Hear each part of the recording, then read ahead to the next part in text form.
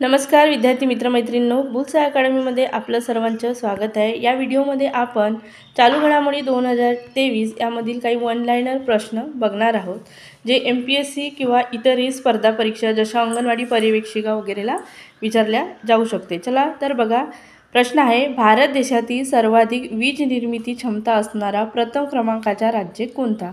तर तो आहे गुजरात।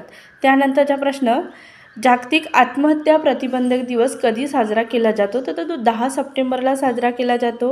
आत्महत्या आणि त्यापासून बचाव करण्याबाबत जागरूकता निर्माण करण्यासाठी हा दिवस साजरा करण्यात येत असतो।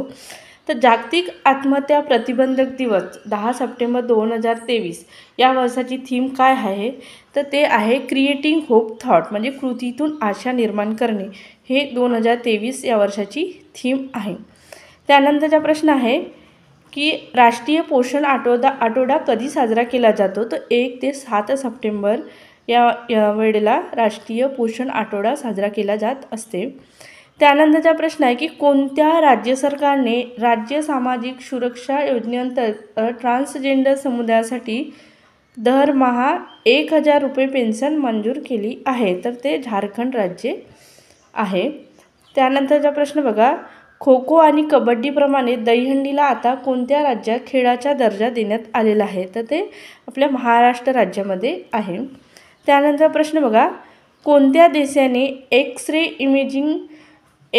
इमेजिंग स्पेक्ट्रोस्कोपिंग मिशन संशोधन उपक्रम यशस्वीरित्या प्रक्षेपित केला? तर तो जापान देश आहे। त्यानंतरचा प्रश्न, DTHचे पूर्ण रूप काय? DTHचे पूर्ण रूप काय आहे? डायरेक्ट टू होम आहे। त्यानंतरचा प्रश्न, राष्ट्रीय आरोग्य प्राधिकरणाची स्कॅन आणि शेअर सेवा कोणत्या योजनेचा भाग म्हणून सुरू करण्यात आली? तर ती आयुष्यमान भारत डिजिटल मिशनचा भाग म्हणून सुरू करण्यात आली। त्यानंतरचा प्रश्न बघा, पीक कर्ज वाटपात म्हणजे किसान क्रेडिट कार्ड वाटपात महाराष्ट्र राज्यात प्रथम क्रमांकाचा जिल्हा कोणता ठरला आहे? तर तो पुणे जिल्हा ठरलेला आहे। अशा प्रकारे आपण इथं 10 वन लाइनर प्रश्न बघितला आहे। जर तुम्ही या चॅनलला नवीन असाल तर चॅनलला सबस्क्राईब करा आणि तुमच्या मित्रमैत्रिणींपर्यंत शेअर करा। धन्यवाद।